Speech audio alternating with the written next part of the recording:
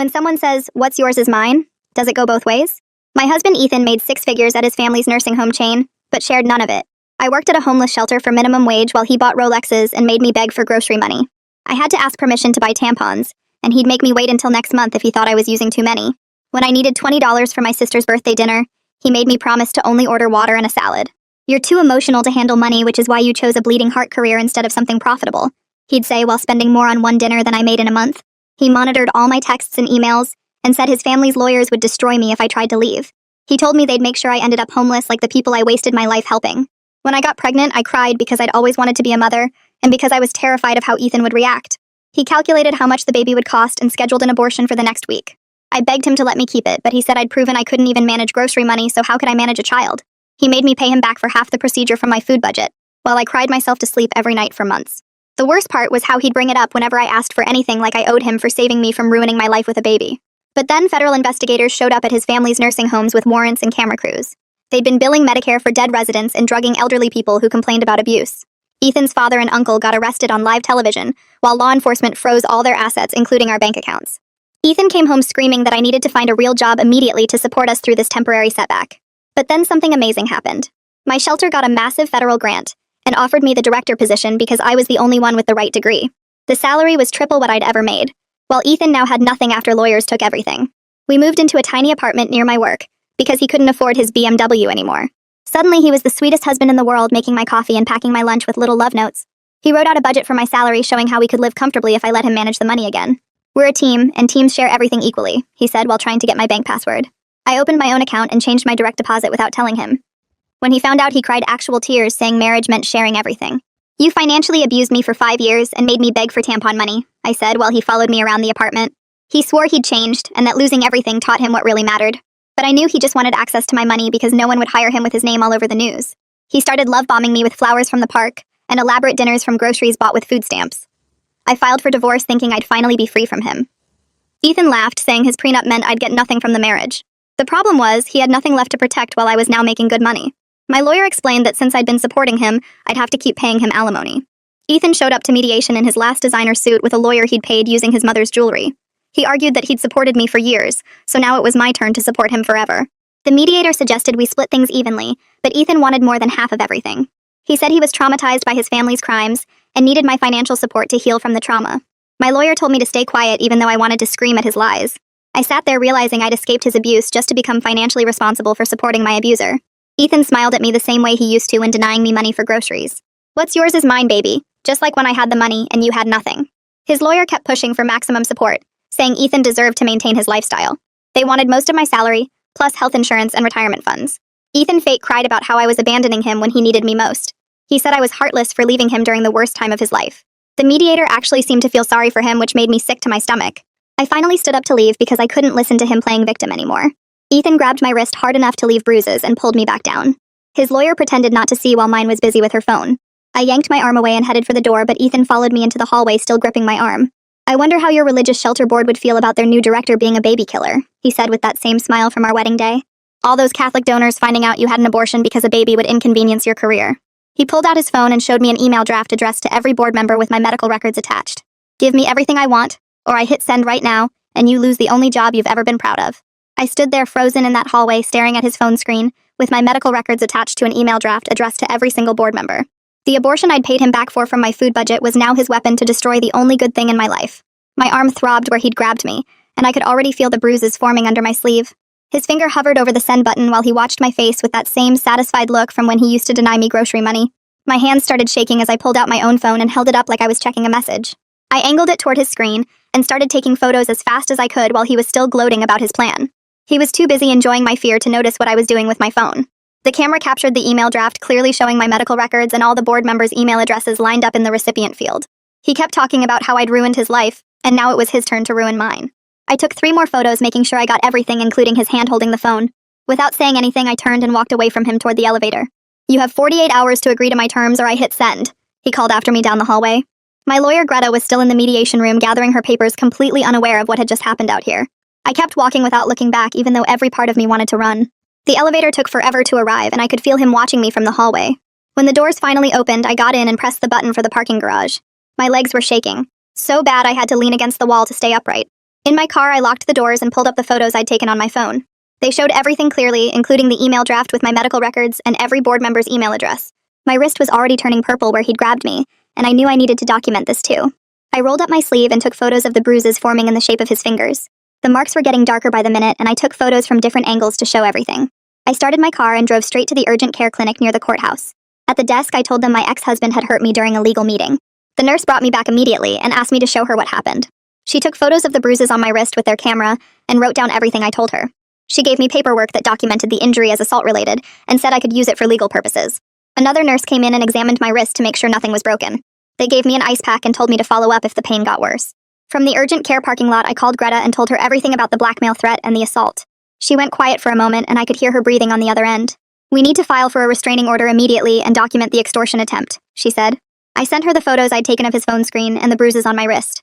She told me to forward the urgent care paperwork too, and she'd start preparing the filing right away.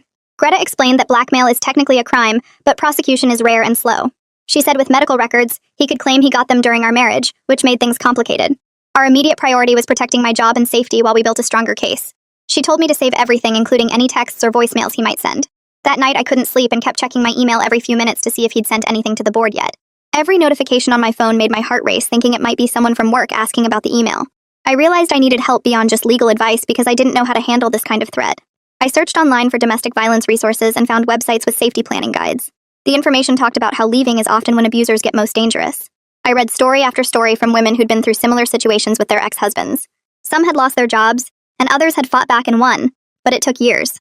The next morning, I called a domestic violence hotline and explained my situation to the counselor who answered.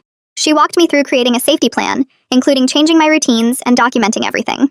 She said Ethan's escalation from financial abuse to physical assault and blackmail was a common pattern. The counselor explained that I needed to take his threats seriously because abusers often follow through when they feel they're losing control. She asked if I had somewhere safe to stay and people who could support me. I told her about my sister, but explained I didn't want to put her in danger. The counselor said she was connecting me with someone local who could help me navigate the legal system. She gave me the name Nora Schaffer, who specialized in helping abuse survivors deal with complicated situations like mine. Nora agreed to meet me that afternoon at a coffee shop near the shelter where I worked. She showed up 10 minutes early with a yellow legal pad and a folder full of forms that she spread across the small table between our coffees.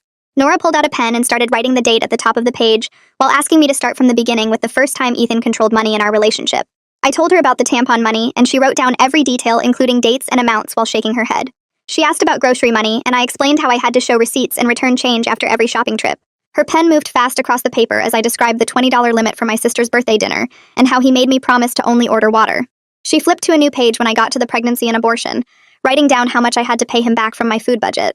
I showed her the photos from my phone of his email draft with my medical records, and she took pictures of them with her own phone for backup. She measured the bruises on my wrist with a small ruler from her bag and wrote down the exact size and color. We went through every text message he'd sent since I filed for divorce, and she helped me organize them by date in a special app that saves everything with timestamps. She explained that judges need to see patterns of behavior, not just single incidents, so documentation was everything.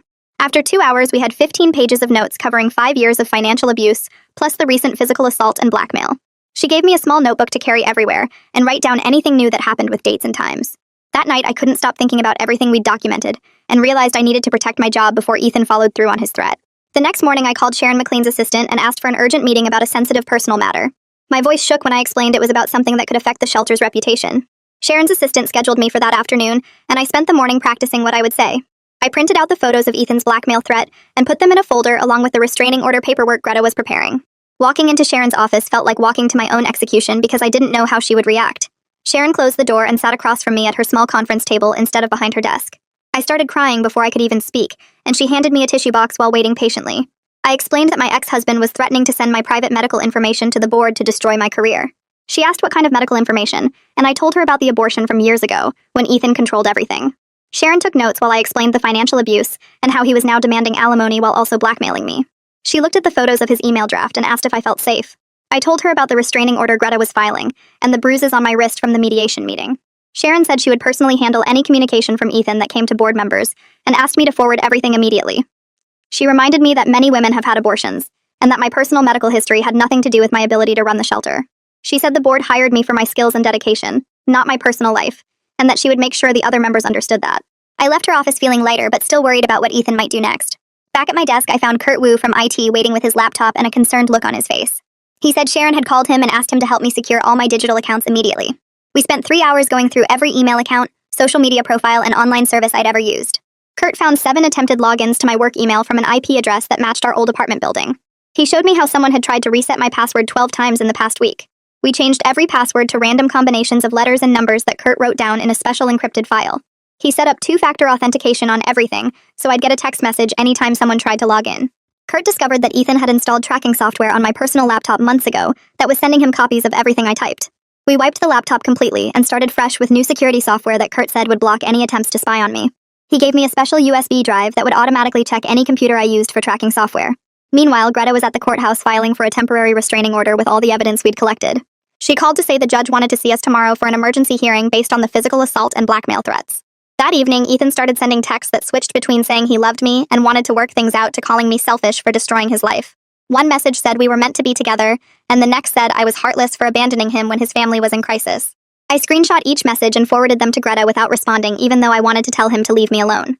He sent 15 texts in 2 hours, then switched to calling and leaving voicemails that got increasingly angry. His final voicemail that night said I had 24 hours left to accept his settlement offer, or he would make sure everyone knew what kind of person I really was. 3 days passed, and he still hadn't sent the email to the board, but I checked my phone constantly expecting to see it. Nora called to check on me and explained that this was typical behavior for abusers who use threats to maintain control. She said he was waiting to see if I would cave to his demands, because actually following through would mean losing his leverage over me. The restraining order hearing was scheduled for the next morning, and I spent hours organizing everything into a binder with labeled tabs. Greta said preparation was crucial because we'd only have 15 minutes to present our case to the judge. I printed every text message, organized the photos by date, and made copies of the urgent care records showing my bruised wrist. That evening, my phone rang from an unknown number, and when I answered, a man introduced himself as Micah Blair from the Tribune. He said he was covering the nursing home scandal and wanted to ask about my connection to the family. I started to hang up, but he quickly said he wasn't looking for a quote, just background information about the family dynamics. We ended up talking for an hour off the record about financial abuse in wealthy families and how it stays hidden. Micah told me his investigation found 3 former nurses who faced similar threats when they tried to report the Medicare fraud years ago. Each one got letters threatening to expose personal information or destroy their careers if they went to authorities. The family's lawyers had a whole system for digging up dirt on employees and using it against them. One nurse had her DUI from college sent to every hospital in the state when she tried to file a complaint. Another had photos from her divorce leaked to her new workplace after she talked to investigators. Micah showed me copies of the threatening letters, and they all had the same tone as Ethan's threats to me. He said the FBI was now looking into these patterns as part of the larger case, but it would take months before anything happened. The next morning at work, I noticed people whispering and looking at me weird in the hallway. My assistant pulled me aside and said someone saw Ethan sitting in his car in the parking lot yesterday afternoon just watching the building. Security checked the cameras and confirmed he'd been there for 3 hours before they noticed and asked him to leave. Sharon called me into her office and suggested I work from home for a few days while they figured out better security measures. She arranged for a guard to walk me to my car, and I saw 2 other staff members watching from the windows. The restraining order hearing was set for that Friday, and I spent the whole week organizing my evidence binder. When we got to court, Ethan showed up with his lawyer, who immediately started arguing that divorce proceedings required communication between parties. The judge looked through my photos of the bruises and the screenshots of the blackmail threat, while Ethan's lawyer kept talking about how this was just a misunderstanding. She asked Ethan directly if he'd grabbed me, and he said we were just having an emotional conversation about our marriage. The judge wasn't buying it, and granted a temporary restraining order, but with specific provisions about the divorce proceedings. The order said no direct contact except through lawyers, and he had to stay 500 feet away from me and my workplace. Within 2 hours of leaving court, my sister called crying because Ethan's mother had just called her. His mother said I was being cruel to her son during the worst time of his life, and that I should be supporting him through his family's crisis. My sister hung up on her, but then got 3 more calls from different numbers, all from Ethan's relatives. The financial hearing 2 weeks later was even worse than I expected. Ethan's lawyer argued he couldn't work because of trauma from his family's arrests and the public shame. They brought a therapist who testified that Ethan was suffering from severe depression and anxiety that made employment impossible. My lawyer pointed out that he seemed fine enough to stalk me at work, but the judge said mental health issues were complex. The judge set temporary support at $2,800 a month, which was almost half my take-home pay. I sat there doing math in my head, realizing I'd have to move to an even smaller apartment. Sharon arranged emergency meetings with our biggest donors to get ahead of any potential scandal. She explained that I was going through a difficult divorce, but the shelter fully supported me and trusted my leadership. The first donor, an older woman who'd been supporting us for years, said she understood and doubled her donation. The second donor, a conservative businessman, expressed concerns about the shelter's reputation and said he needed to think about his continued support. Sharon spent an hour reassuring him, but I could tell he was already planning to pull his funding. 3 nights later, I was coming home from the grocery store when I saw Ethan standing across the street from my apartment building. He was technically 501 feet away, according to the measuring app on his phone that he held up and waved at me. I called the police, but they said since he wasn't violating the exact distance requirement, there was nothing they could do. The officer suggested I go inside quickly and document everything which I did while watching Ethan pace back and forth for another hour. That night, I woke up at 3 in the morning with my heart racing and couldn't catch my breath. My hands were shaking and I felt like the walls were closing in on me. I called Nora, who talked me through breathing exercises and then connected me with a trauma therapist who specialized in domestic abuse survivors. The therapist got me in for an emergency session the next day and explained that my body was responding to ongoing threat and hypervigilance. She said panic attacks were normal for people in my situation and taught me grounding techniques to use when I felt overwhelmed. Meanwhile, Greta discovered something disturbing when reviewing my work email security logs. Kurt from IT had been monitoring my accounts and found 12 password reset attempts from an IP address in the public library near Ethan's apartment. The attempts happened at different times over the past week, always failing because of the two-factor authentication Kurt had set up. Kurt pulled the complete server logs showing the exact times and locations of each attempt, which we added to our growing evidence file. 2 weeks into the restraining order, Ethan's lawyer sent Greta a settlement proposal that made my stomach turn. They wanted me to pay $3,600 a month in alimony for 3 years and sign a comprehensive NDA about everything. In exchange, Ethan would destroy the medical records and stop all contact attempts. Greta read it to me over the phone and said it was extortion with extra steps, but wrapped in legal language to make it look legitimate. I told Greta there was no way I'd agree to paying him that much money just to keep him quiet about something that wasn't even illegal. She called the police station right away and scheduled an appointment with a detective who handled extortion cases. The next morning, I sat in a small gray room at the station while the detective typed up my statement and looked at all the photos I'd taken of Ethan's phone screen. He leaned back in his chair and explained that cases like mine rarely went anywhere because prosecutors needed rock-solid proof, and my ex could claim he got those records during our marriage. I left the station feeling like the system wouldn't help me, but at least there was now an official record of what Ethan was doing. That afternoon, Micah called asking if I'd seen his new article about financial abuse during divorce proceedings. I pulled it up on my computer and my hands started shaking as I read descriptions that matched my situation almost exactly, even though he didn't use any names. Within hours, the article had thousands of shares and my inbox filled with messages from women telling me their own stories about paying alimony to abusive exes. Some had been through worse than me, and reading their experiences made me feel less alone in this nightmare. 2 weeks later, we had another mediation session scheduled, and I slipped my phone into my pocket with the voice recorder app already running. Ethan sat across from me doing that fake concerned face while his lawyer talked about reasonable settlements and moving forward. Then Ethan leaned forward and said he still had those medical records ready to send if I didn't cooperate with his terms. His lawyer quickly tried to change the subject, but I'd gotten what I needed on the recording. Greta listened to it afterwards and said it might not work in court since recording laws were complicated, but it could help with the criminal charges. I brought the recording to the detective who said he'd send it to the district attorney's office for review. He sat me down and explained that I shouldn't expect much because these cases moved slowly and prosecutors had bigger crimes to worry about. He suggested I focus on protecting myself through the civil courts and document everything Ethan did from now on. Sharon called me into her office the next week and closed the door behind us. She explained that the board had voted to support me, but they wanted to see specific performance goals met to keep their confidence in my leadership. I'd need to increase donor engagement by 20% and maintain current service levels while dealing with all this personal chaos. My job was safe for now, but I could feel everyone watching me more closely than before. 3 days later, Kurt knocked on my office door looking worried. He'd been monitoring our donor database when he noticed an anonymous email sent to our biggest supporters with weird comments about the shelter's leadership making questionable moral choices. Kurt traced the IP address through the email headers and found it came from a public library computer right near where Ethan lived. We printed everything and added it to the growing pile of restraining order violations. The contempt hearing happened 2 weeks later in a courtroom that smelled like old coffee and cleaning supplies. The judge reviewed the evidence about the donor email and looked annoyed but not surprised. She fined Ethan $500 and warned that next time would mean jail, but I could tell from her tone she'd said this to lots of people who never actually went to jail. I sat there watching Ethan smirk because he knew the fine meant nothing, and he'd just be more careful next time. My therapist's office had those generic beach paintings that were supposed to be calming, but I spent most sessions staring at the carpet instead. She helped me understand that what hurt most wasn't just the abortion itself, but how Ethan turned my grief into a weapon against me. She reminded me that millions of women have abortions for all kinds of reasons, and his attempt to shame me showed his character, not mine. We worked through breathing exercises for when the panic attacks hit, and she taught me to recognize the physical signs before they got bad. After 3 months of back and forth with lawyers and court dates and violations, we finally got to a settlement conference. Greta spent 6 hours in that conference room fighting for me while I sat in the hallway checking my phone every 2 minutes. She came out looking tired but said we'd reached a deal for 18 months of reduced alimony with strict enforcement of the restraining order.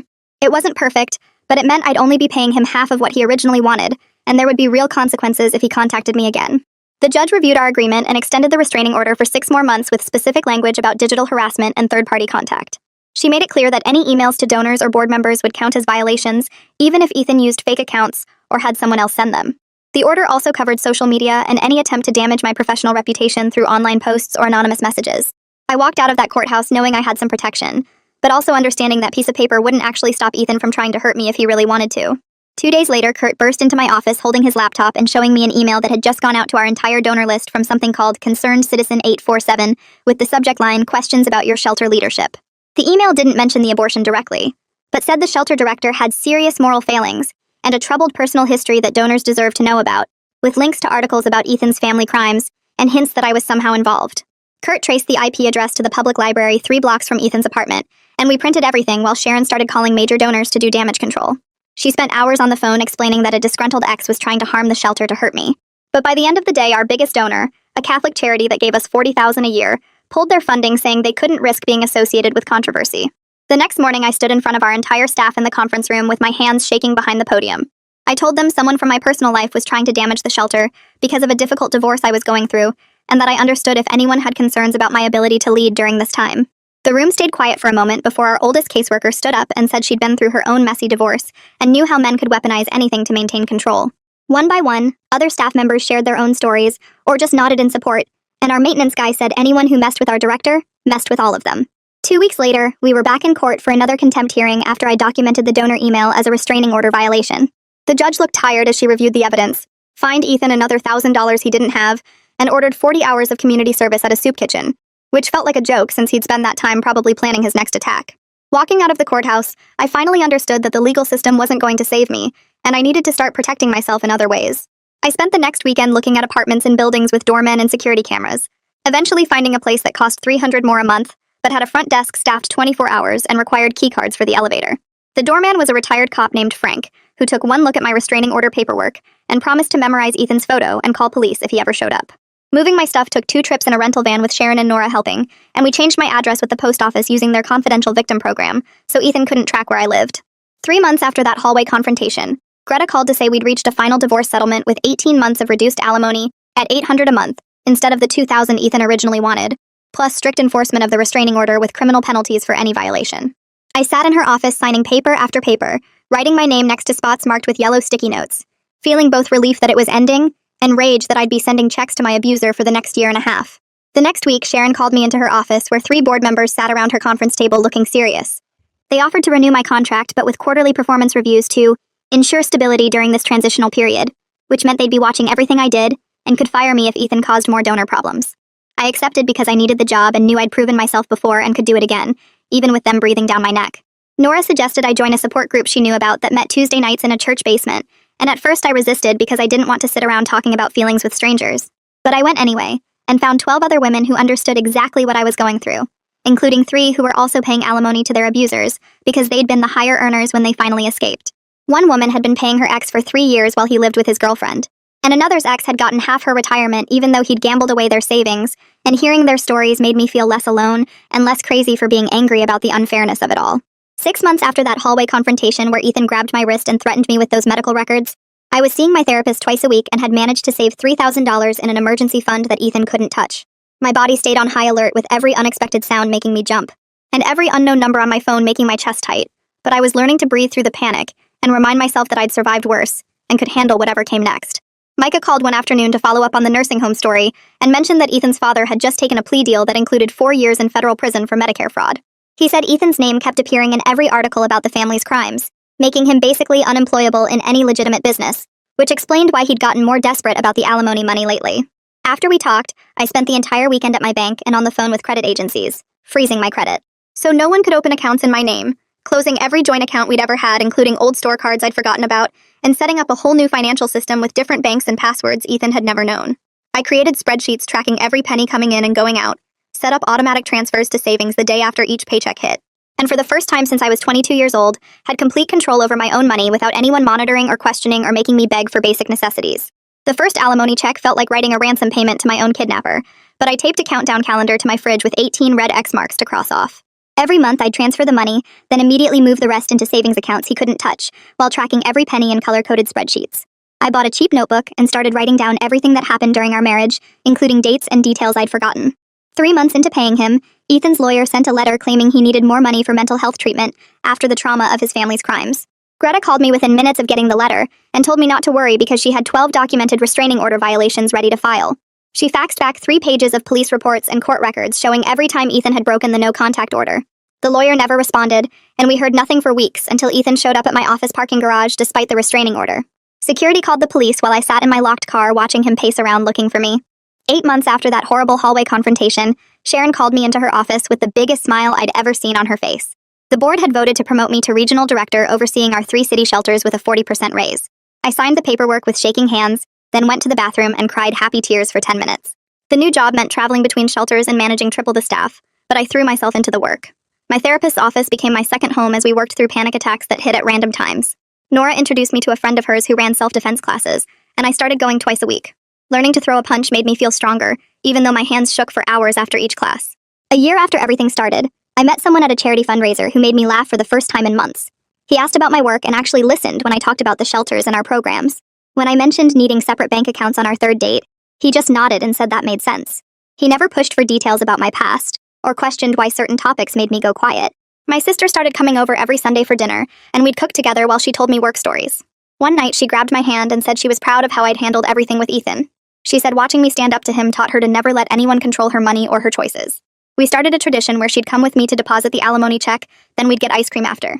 14 months into the payments, I started putting together a guide about financial abuse based on everything I'd learned. Nora helped me organize it into sections about recognizing warning signs and creating escape plans with resource lists. We printed 500 copies and distributed them through domestic violence networks and women's shelters across 3 states. The countdown calendar got shorter, and I started planning what I'd do when the payments finally ended. Month 17 arrived with another letter from Ethan's lawyer asking for an extension, but Greta shut it down immediately. She filed a motion showing his continued harassment, and the judge denied his request without even scheduling a hearing.